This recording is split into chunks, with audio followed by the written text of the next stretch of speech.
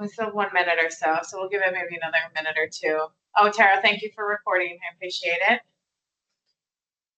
My Otter AI was not joining this meeting for some reason, so I couldn't do it automatically. So thanks.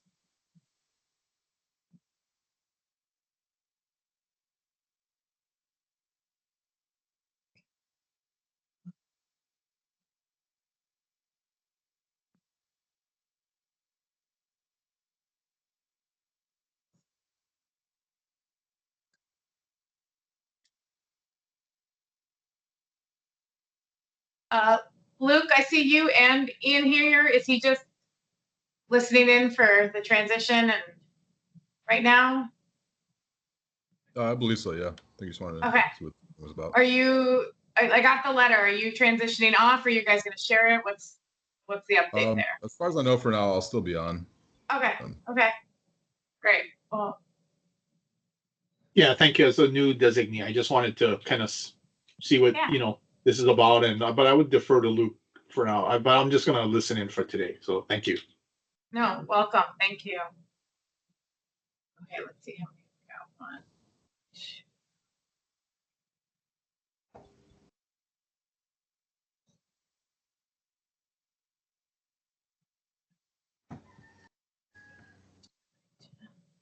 2. Okay.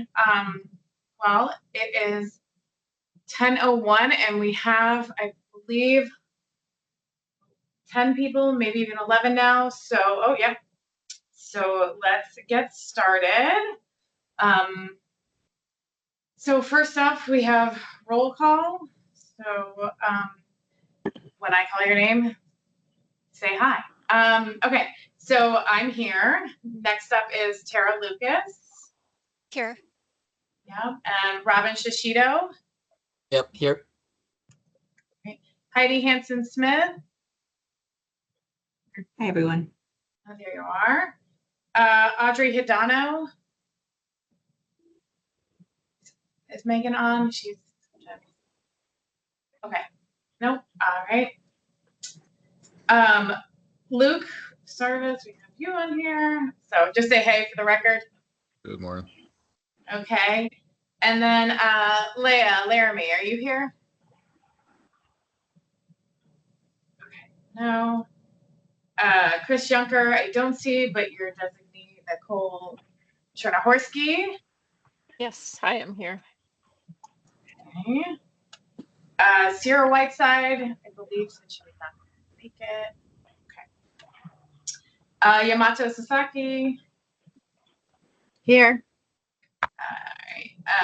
Jesse Domian. I'm never going to pronounce his last name right now. No, I think you got it right. Yeah. Good morning. It's just embarrassing. Sometimes I always question myself. So, all right, Michael Moole. I think I see you. Michael, are you there? Yeah, I'm here. Sorry, I dropped out of here for a second. No, it's all good. Kurt Watanabe. I think I saw your name too. Yeah? Here. Good morning. Good morning. Tommy Noyes. You're on here somewhere too. Yep, there you I'm are. here. Okay. James Burke. Hi. All right. Leah, I see you just popped up too. Okay. And then Jessica Thompson. I think Patty, you're here as her, correct? That is correct. Yes. Morning, everyone. And someday I will learn how to pronounce your last name too, but that's going to take me longer. I think Gina, are you here? And then Senator Chris Lee or Representative Darius Keela. Are there any representatives here? Yeah. Okay. All right. So, and if there are any guests that would like to announce themselves, this would be the time to do it. Although I will grab it from the attendance anyways, from the automatic. Okay. All right. So finished with that. So next up, we have the approval of the minutes from the March 25th meeting. Are there any edits, changes, amendments to it? If not, I will gladly entertain a motion to approve them and second them.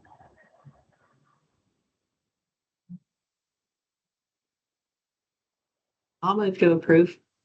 All right. Great. Heidi has approved. Can I get a second? I'll second. Seconded. Great. Thank you, James. All right. And then are there any objections or abstentions? Oh, yep. For the approvals? All right. So moved. We've approved the minutes. Thank you. Okay. Next up, we have some updates. Let me share my screen real fast.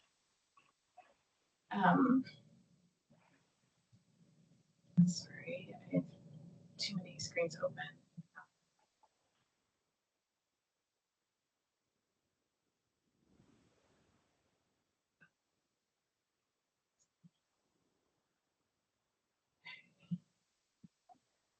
Oh my gosh. Oh no. Why do I need permission now to share this? Hold on.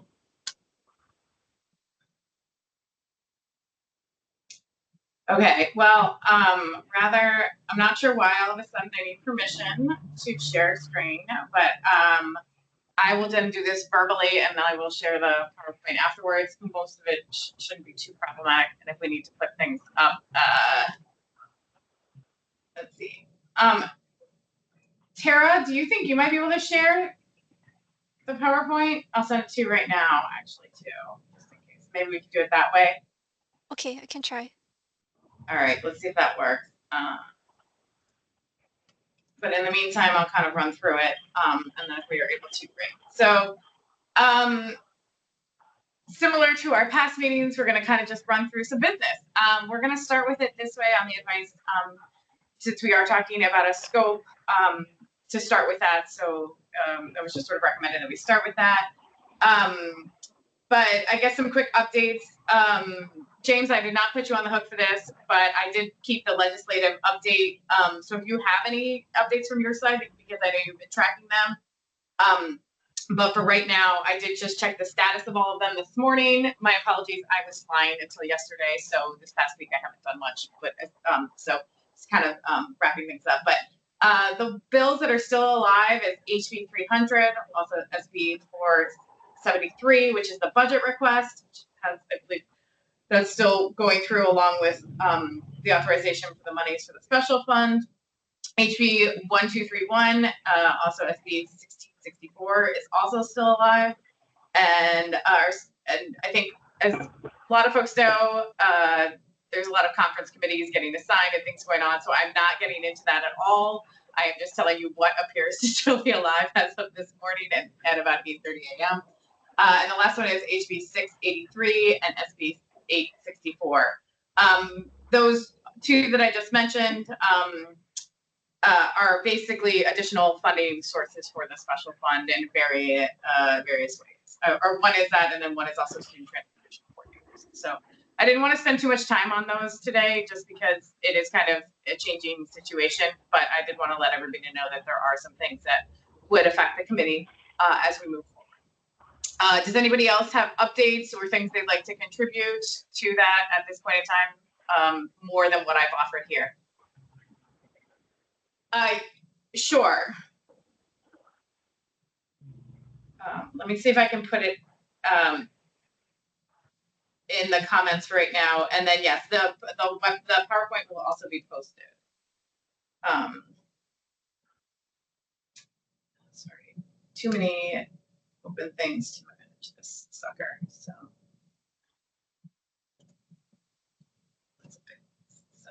okay.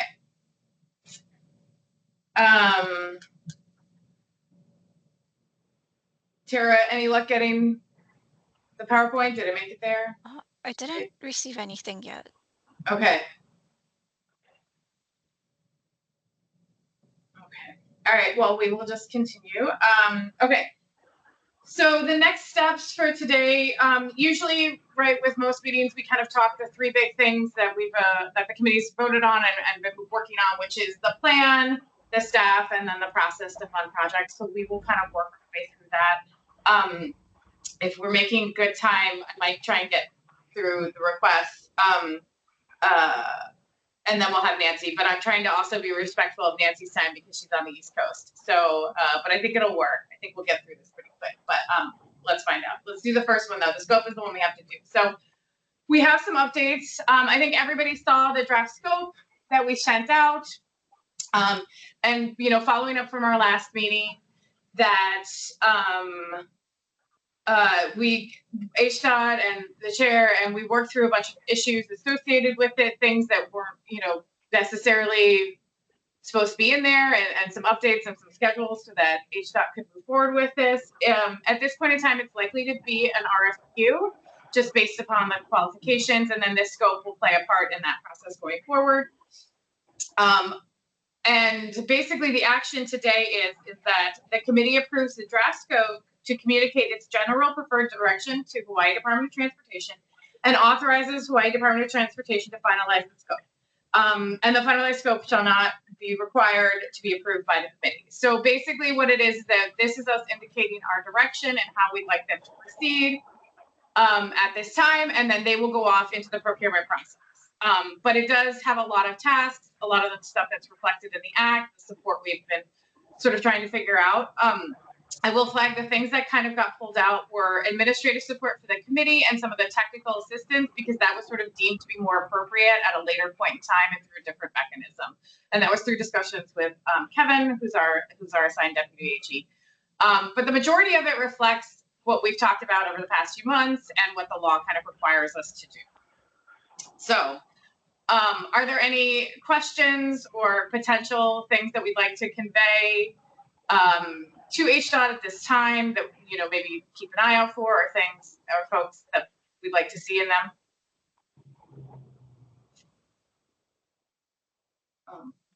I got to make sure that nobody's raising their hands and I'm missing it. So, okay. Okay. If there are none, I would like to request that someone propose the action so that we can vote on it, which is that we approve the draft scope to communicate our general preferred direction to HDOT and authorizes HDOT to finalize the scope, but that the final scope will not be required to be approved by the committee.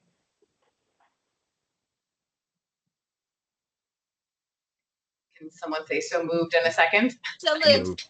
All right, thank you, Leah. So moved, and I think James, you're really fast on the seconds. If you do all of them, we give you a prize at the end of the meeting. So Second.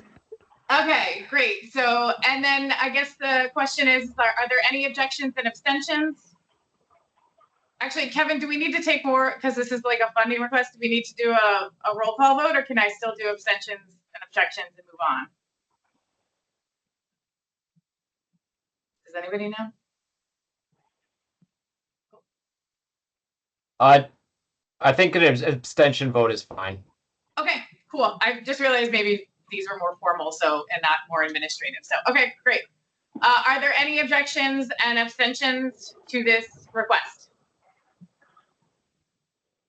Okay, No. so passed. So great. Oh, yay, thank you. Okay, I'm on slide 5.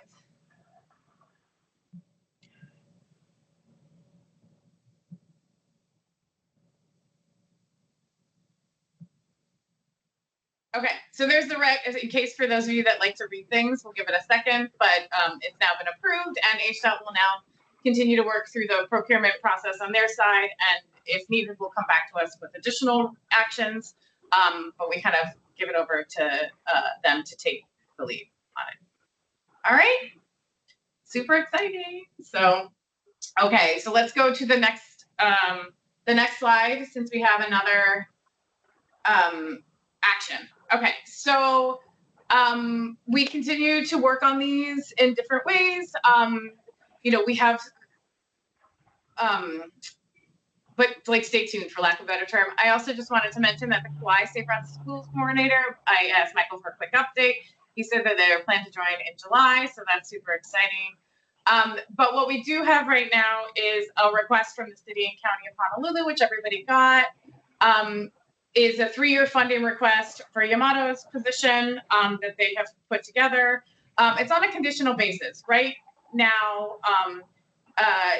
they have also submitted a request to Hawaii Department of Transportation and Tara's group to to use federal funding for this, similar to how the Kauai Safe Routes to Schools Coordinator, I believe, is going to be funded. But if those funds do not come through, then we wanted to make sure that there was funding to continue the county's work in this topic. So, so the action is then the committee approves the city, and this is in line with our second recommendation, which is to have a network of Safe Routes to School staff across the state, both at the county and state levels.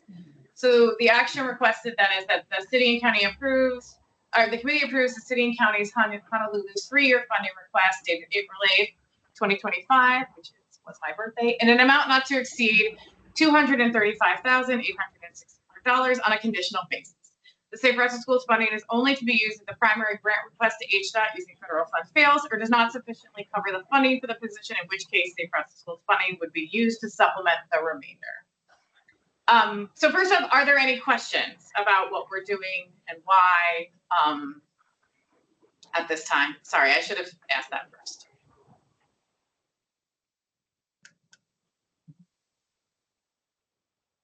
Okay, I'm not seeing any hands raised. Okay. And so then with that, I would love, oh, I'm sorry, I see a participant now who's raised there. Heidi, go ahead. Sorry, yeah, I was just, so we can approve funding for them, but is there a way, are we still figuring out how to get them the funding, or how does that work? I am going to defer to Tara and Yamato on this one, but I believe it can be done through an IGA. Okay, so they can Right. figure it out between. Sorry, Tara, did you want to answer that?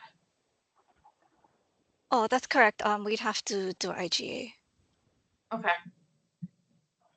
I believe because this Thanks is for also clarifying. the way that a lot of the coordinator positions have been funded historically, there's actually a mechanism to do this in particular. So, yeah. Okay. Thanks, yeah, that's great. Are there any other questions? Okay. Then I would love to entertain the action that's on the PowerPoint. I would prefer not to have to read it again.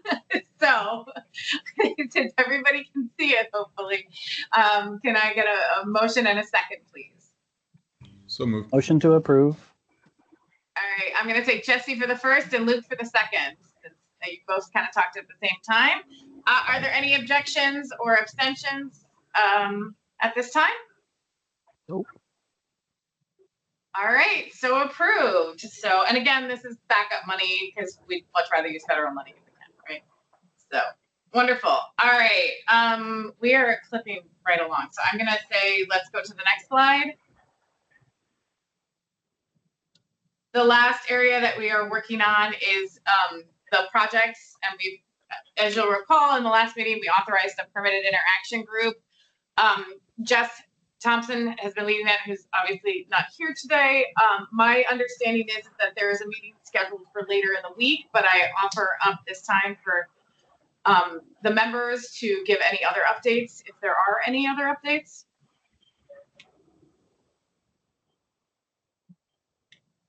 Okay, so stay tuned. They're working away. That's the short version. So, okay, great. And then I think with that, we are done actually with this topic. We have done all the motions we needed to do, and I think at this time, now we have Nancy to join us. So hopefully you can share your screen. But yeah, we're gonna find out. I also went ahead and emailed Tara with my presentation as well. Oh, this looks like it might work. Oh, great. Okay. All right. I don't know why you can see my stopped. screen. Yeah. Good. Okay, wonderful. So good morning, everyone. My name is Nancy Pullen-Sufert. I am the director of the National Center for Safe Routes to School, and it is just my pleasure to get to speak to all of you today. And start off by congratulating this committee. I know you've been working very hard over the last several months, and of course with your recent milestone around the creation of the comprehensive Safe Routes to School plan. Katie and I have been talking for nearly a year now, Katie. So I particularly appreciate the opportunity to speak to you. And what Katie has asked me to talk about is some general recommendations around effective statewide safe routes to school programs. So that's what I want to be covering with you, and I think we have some time for discussion as well. There might be some pieces in here that you would like to dig into further, and I think there are going to be some other things that are going to be a nice, like, yep, check. We think we have that one covered. So hopefully it'll also be like a little bit gratifying for you. A little bit more about me. I have been at the National Center for Safe Routes to School and the Highway Safety Research Center for about 20 years now, with the focus of my work being on youth active travel. So that is, makes me particularly excited to talk about this topic today. It's something I care about a lot, and working with communities is something that has been really an important part of our work. For the last 10 years, this is confession time, Katie. I actually don't live on the East Coast. I live in Washington State. So I'm actually much closer to y'all than I was when I lived in North Carolina. So that's kind of fun. So a little bit more background about the National Center for Safe Routes to School. Our perspective is that everyone wants to live in a thriving, connected community, and that thriving communities are ones where students and families are able to walk and bike, that there are safe places for students to do that, particularly starting with the trip to school.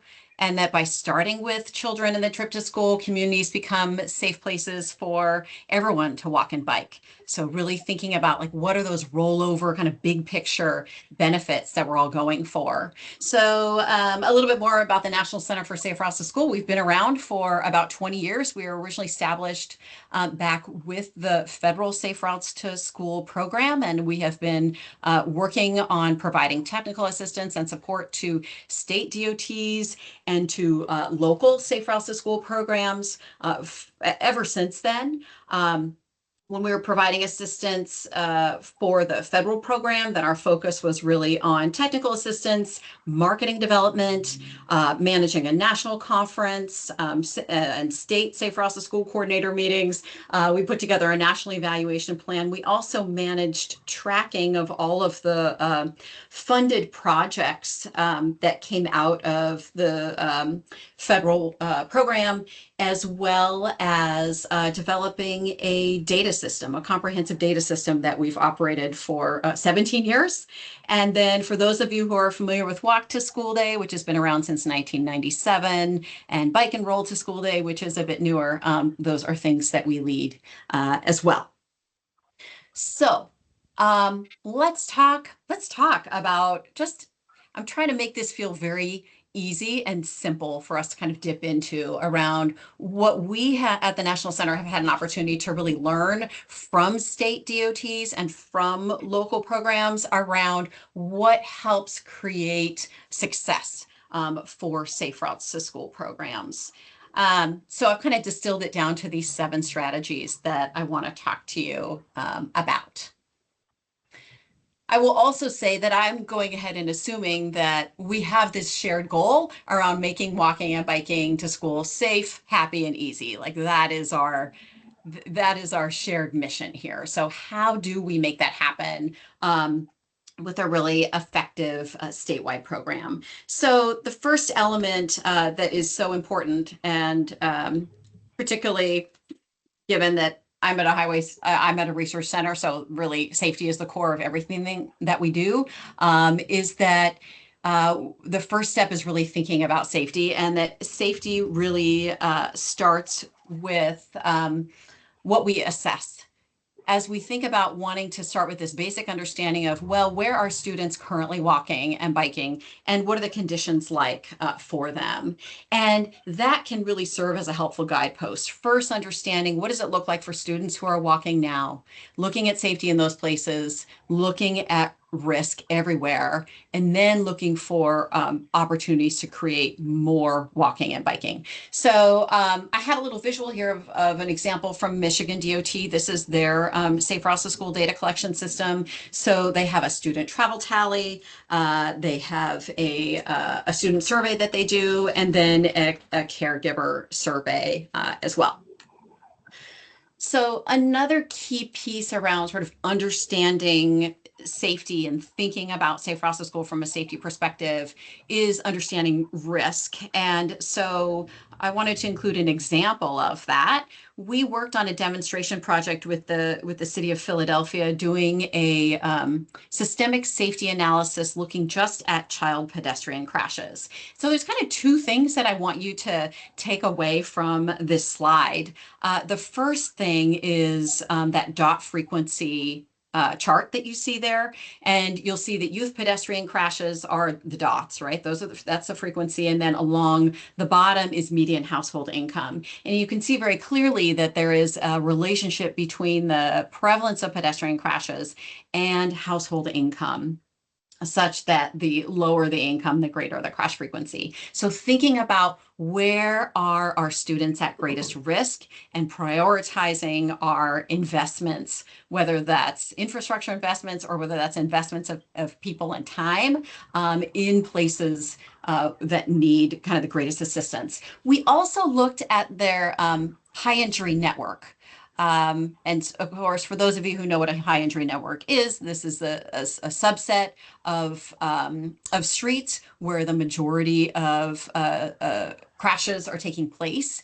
And one of the things that we found is that for Philadelphia, that their high injury network accounted for about 59% of adult crashes, but only 39% of child crashes. So this becomes really important when we think about how we make decisions about where we spend our money.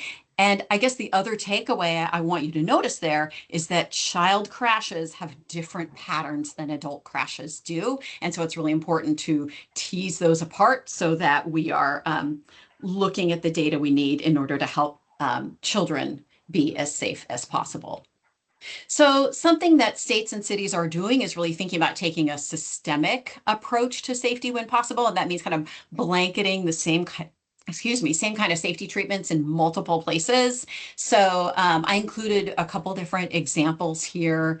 So sometimes it has to do with creating good, solid standardization between school zones so that drivers recognize and sort of have the same experience anytime they enter a school zone. Ohio Safe Routes to School and their DOT work together on a curb extension program to be able to apply curb extensions in multiple places at the same time. And then I also really think about something clever that was done by the city of Arlington, where they started with their school zone, but then they used what they were calling their like neighborhood slow zones to be able to extend those speed reductions beyond the existing marked school zone, and doing that in a systemic and a consistent way. So we started on kind of the tougher side, right? Like, how do we deal with some of these safety issues that get in the way of students walking and biking when they have a choice about whether or not they walk or bike? And how do we prioritize places where students don't have other options? Well, let's talk about where it's possible and where students have good conditions for walking and biking. How do we encourage more of that to happen? So I wanted to share with you just an example about how the data collection that we talked about very briefly a few minutes ago can really help inform program planning. So this example is based on work that we did with the North Carolina Safe Routes to School program, looking at parent surveys. And one of the things that we identified is that there were three main factors that predicted that students would walk and bike. And those are the three main things that you see on this slide here. So distance from school, probably all of us could have guessed that one. But second had to do with fun. Students whose parents reported reported that they thought walking to school was fun were more likely to have students who walk to school. Okay. And then this other third piece, which I think is so interesting, parents whose students asked permission, hey mom, hey dad, can I walk to school? Were more likely to be walking to school. So how does data like this help inform our encouragement strategies?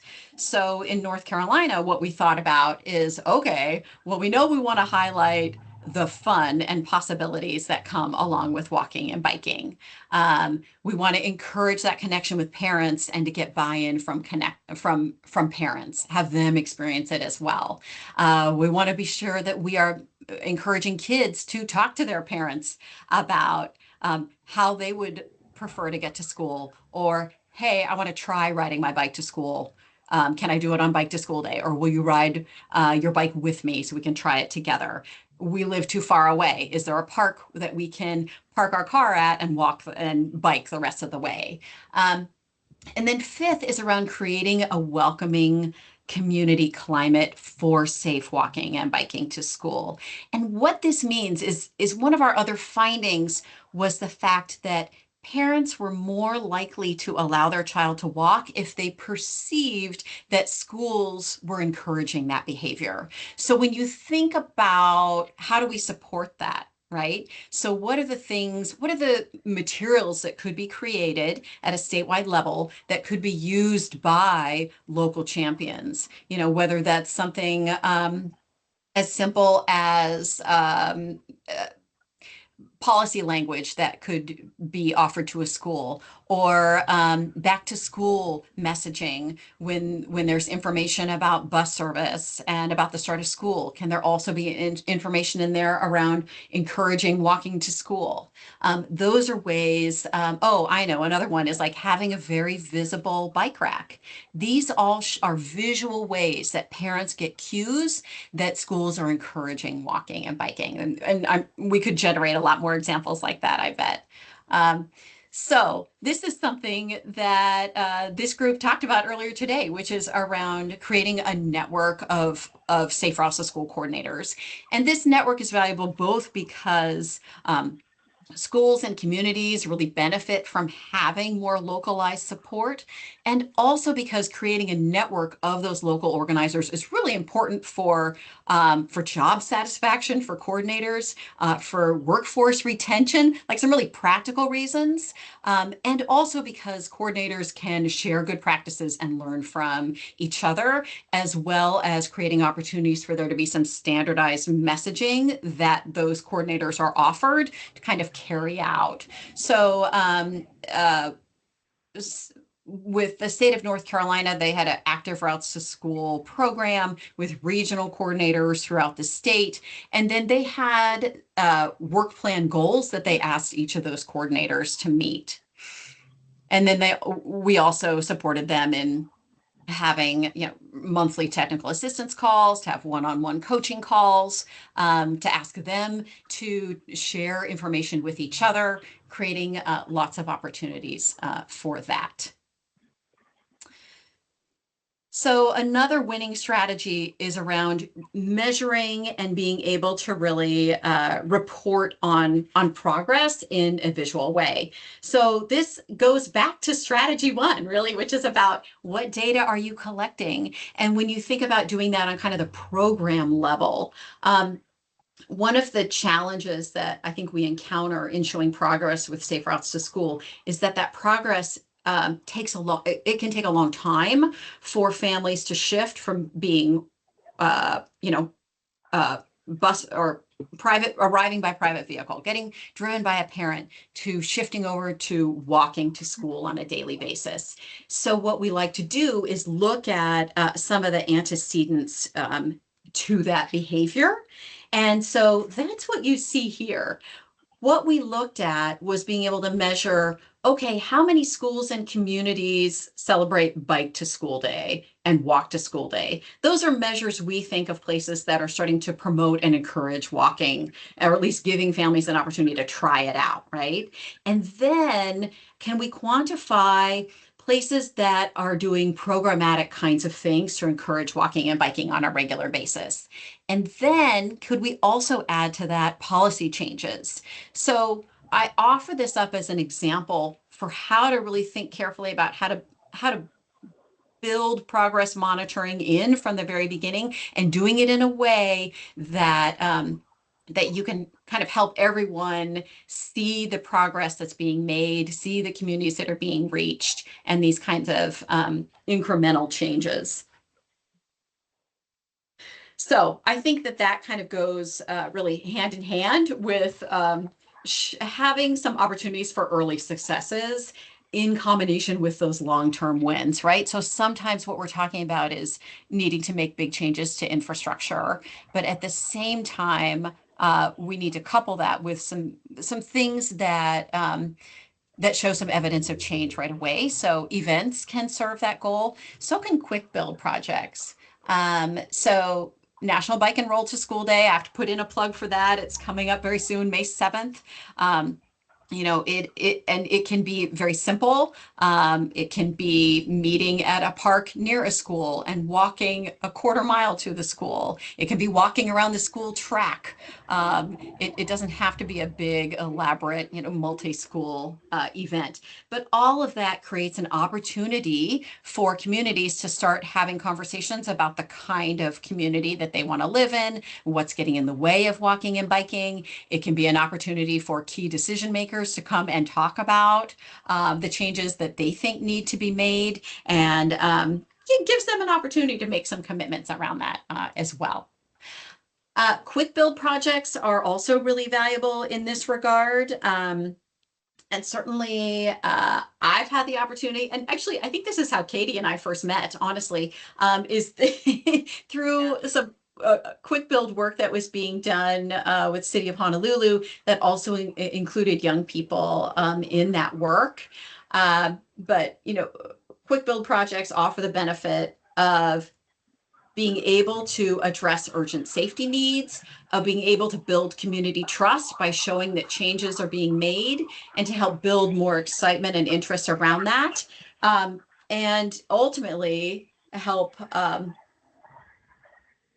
gather data and build community support for longer term changes as well. Okay, so all of these things kind of funnel into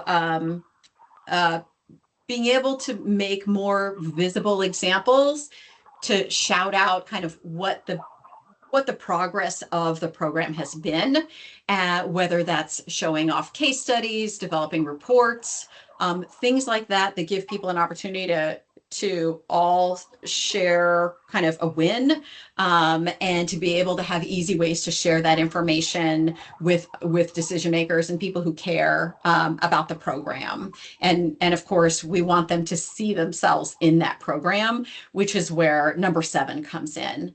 So how can we connect Safe Routes to School with other key priorities that people have, whether this is at the community level and you're talking about schools and their priority for having students arrive on time and ready to learn, or whether you are talking about priority around climate action and connecting walking and biking to school as a long-term strategy for addressing climate change, whether it connects with mission statements for organizations. I've seen it connect with DOT mission statements, access to jobs. Sometimes we don't think about high school students and where they go after school, which very well may be connecting them with after school jobs and building habits around how they will commute after high school. Connecting Safe Routes to School work with other existing plans, of course, is a way that we kind of strengthen and make Safe Routes to School be more sustainable, as well as partnering with youth. So let me show you a couple examples here too, because I think this one is one that's particularly clever because it integrates a couple different examples. So in the city of Denver, they do a celebrity crossing guard day. And this has become a big deal where they have DJs, kind of public local celebrities and city council who come and act as celebrity crossing guards. So they basically shadow the crossing guard. They don't take the crossing guard's role. They stand at the corner, they hand out flyers, they hand out stickers, but it is a way to really invite decision makers and people who have megaphones to share back to the community what it's like to be on our streets. Is it the excitement of kids and families walking to school together? Is it the challenges that a crossing guard encounters, trying to support students and families in making a difficult crossing? What is that about? So, in Denver, all of the council members participate. It's really pretty amazing. And one of the exciting things that they report is that this has really helped boost funding from their council for Safe Routes to School projects. I also like to be sure that we mention involving students in all of this work, right? All of this work impacts them. And so they have a vested interest in it. I also like to remind people, like, youth are members of our community. When we talk about community engagement, community input, we should be thinking about how are we doing that to include students. Just want to note that I found this great image of the Hawaii Youth Transportation Council. I have no idea what this group does. Maybe you all do. I hope you do. But it's like, oh, this would be a wonderful group to tap into and understand more about. Okay, with that, just a brief recap that this is kind of the 7 strategies that I presented to you today. I included a picture from Capital I for fun. We were out there in 2006 doing a Safe Routes to School national course instructor training. So I'm glad that we have a bit of a connection to Hawaii and its work, and certainly have known Tara for many years as well. I also just like to close with an acknowledgement that I've learned about a lot of these things and done a lot of this work with a lot of super smart people, and received funding from several different sources and able to do in order to do that as well. So with that, kind of want to turn it over to all of you and ask you about next steps, or tell me your reactions to what you just heard. What are your questions? What's in your mind?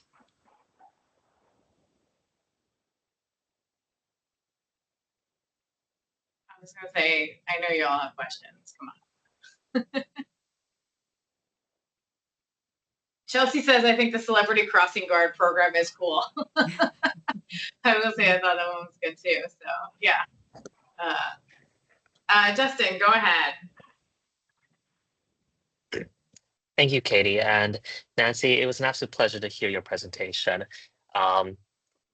Especially, I thought it's very illuminating, just highlighting even the accessibility or availability of a bike rack. Can be very powerful in encouraging biking.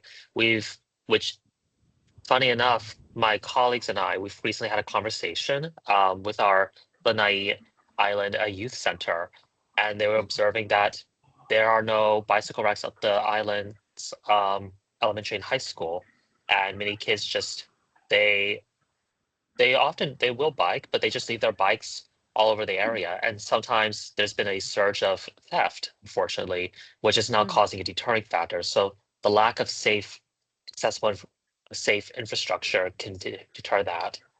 And even let alone just, create safe, low stress bike facilities. But I really appreciate that context. And the other thing is, I guess one question I have is, with Safe Routes to School projects, in your experience, can these also help be connected with like rural downtown regeneration or revitalization efforts? The reason I ask is there is a tentative project we are scoping underway involving, I do apologize for my mispronunciation, Kakai in the island of Molokai, supporting a downtown walkability with connection to green infrastructure, but because it's adjacent to an elementary school, thinking of tying both elements together, and they can like create a positive feedback loop, or as I call it, virtuous cycle. Thank you. Yeah, absolutely. I mean, I think that sends such a strong message to a community, right? That they're seeing changes and improvements in more than one place for more than one reason. I wanted to circle back to your bike rack comment too, because I'm thinking about a study that we did some years ago where we were looking at walking and biking to school rates around the country. And we wanted to understand why some communities had much higher than average bike to school rates.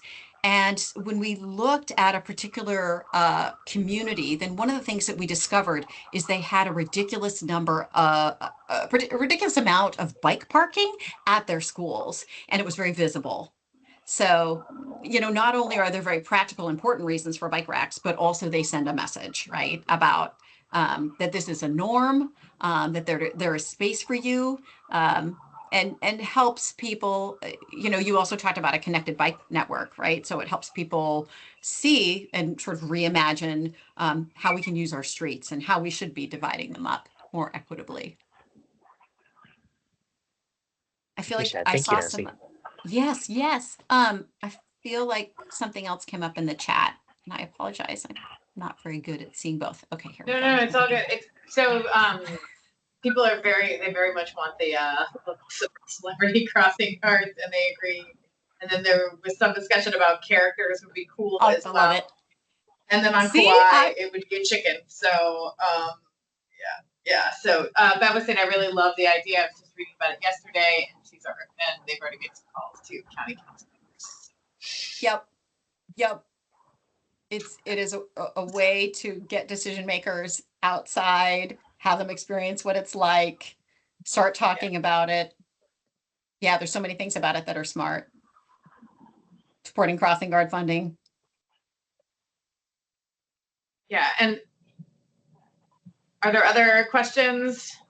I mean, I think one of the things that's really valuable about Nancy's perspective is, and the center as a whole has been sort of the state level. There's a lot of stuff out there, I think, that people can mine on safe routes to schools, like when you were at a school and in a much smaller geography. One of the challenges I think that for this committee is that most, when you take it up to the next level, and how do you kind of support that, how to do that. And I think some of the strategies she gave us, we definitely need to keep in mind, particularly as we hopefully start this scope. Well, HDOT does this procurement process, and then we kind of do a lot of these things. You can see how some of those best practices really showed up in the legislation and sort of our charge here, which is, what's the right level of support when we do have a lot of great coordinators on the ground in an existing program, but how do we start to, develop it a lot more? One of the things I think is like not recreating a data system, like kind of exists, and like but are there other things that this group should invest in going forward to amplify that and to improve it for all of the counties on the ground? And then how do we expand the groups so it's not just our county representatives doing this work and our statewide coordinator doing this work, but a much larger group of people invested and bringing these solutions to the table as well. James, you have a question? Yes, Nancy, how did that, you talked about the need and what you guys did in North Carolina with collecting information or talking to the students or talking to the children, if you will. How did that work? What did you do? I mean, I'm assuming you didn't give a whole bunch of first graders like a survey to take, but you're so right. Because I don't know, maybe you did. I don't know, but how did that actually work? Because that's kind of, when you're shorter than everybody else, you kind of see things differently, and it would be interesting to see how you were able to get that kind of information. Well, certainly at the school level, then there are communities that ask students to draw their route to school and gather information that way. And with older elementary students, having them gather around a map and teaching them some basics about infrastructure. And then they're able to offer some input on that. The information that you saw from North Carolina was primarily received through a parent survey. And then there's also a student travel tally, which is a show of hands survey. How did you get to school today? And then, giving the students different options for a raised hand survey. And, what becomes important on the state level is, standardizing the questions and the instrument and being able to, aggregate that information. And then, of course, the gold standard is to be able to collect that information more than one time so that you can look for changes over time. Sounds good to me. I like the idea of the map, but that's because I like maps. So. Me too. Yeah. Nancy, I know your presentation kind of covers the 7 things that you've learned over this time period, but we've also talked a lot, and following us because we've reached out a few times. What would you sort of recommend for the committee to kind of, specifically in Hawaii, to kind of keep their eye on that you think might be one of our challenges, just because we are sort of 4 separate counties, but we have this statewide school system too, school district, and I kind of wanted anything that you think that we should just keep pay attention to as a committee. I think would be really helpful to hear from you and not from others.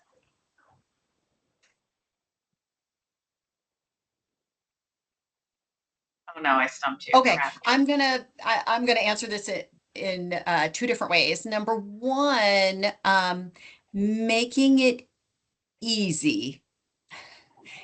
Thinking about how do we make it easy and convenient for families? How do we make it easy and convenient for local champions? So what are the tools that can be offered to local champions that they can plug and play and use? And we have really learned that at the National Center. People appreciate guides, flyers. The other thing that North Carolina regional coordinators that we created for them that was really valuable was an elevator pitch. So just talking points.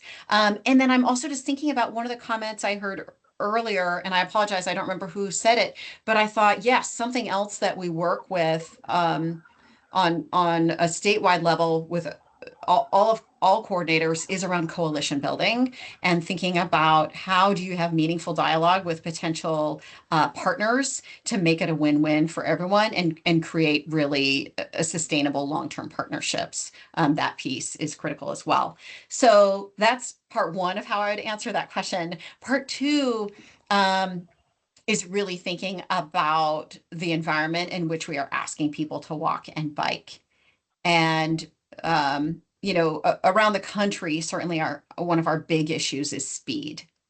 And so when we are encouraging families to walk and bike, what else can we do to slow speeds and calm traffic in those areas? That's something that people of all ages who are walking and biking really need, and it requires infrastructure, it requires policy change. I think Hawaii has some recent legislation that allows, that gives maybe local authority for speed reduction within 1 mile of a school. Does that ring a bell? I think maybe last year. So I don't remember that one specifically. I do know the city and county though dropped some of their speeds, right, Yamato, and it's mostly in school zones, I believe. But don't hold me to that. I can't remember it specifically now. Yeah, we've lowered the speed limit to 20 in school zones.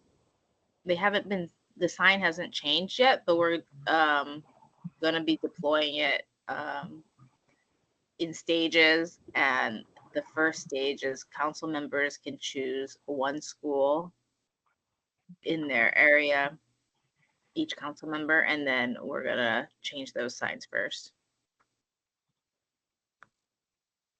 All right. Yeah. So I think, really thinking about how to publicize that, make a big deal about it, and explaining to people why in a really simple way. And the fact that all community members can benefit, and that includes people who are driving. Yeah, and I think part of this committee is to help bolster sort of the things that all the counties need broadly and help do that supportive aspect over time. So I guess stay tuned. So are there any other questions for Nancy?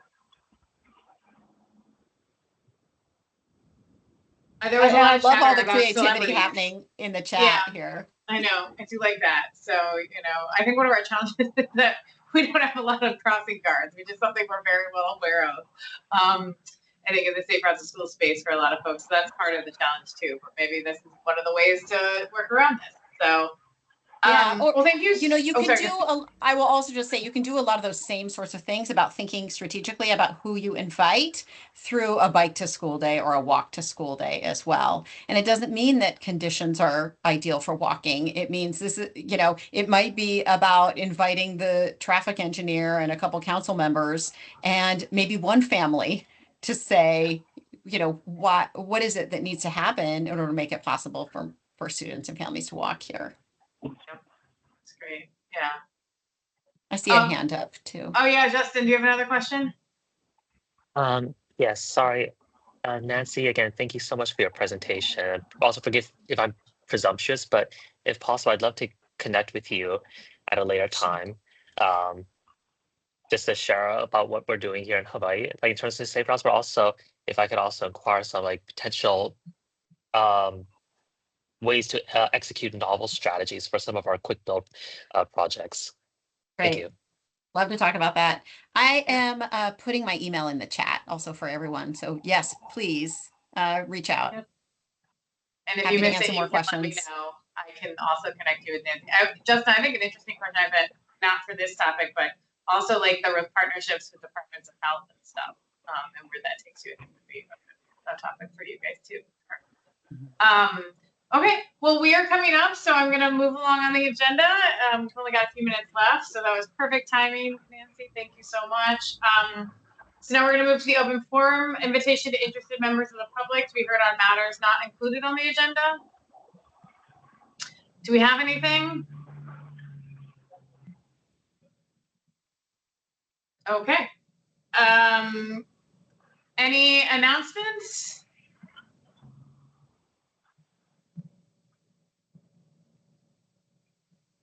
Okay. You guys, look at this. We have 4 minutes to spare. Look at that. That's so great. Okay. With that, we will adjourn at 10:56 a.m. Thank you, everybody, and stay tuned for the next meeting. All right. Thank you. So- Bye. All right, thank you. Bye. Thank Take you. care, Bye. everybody. Bye, everyone. Thanks.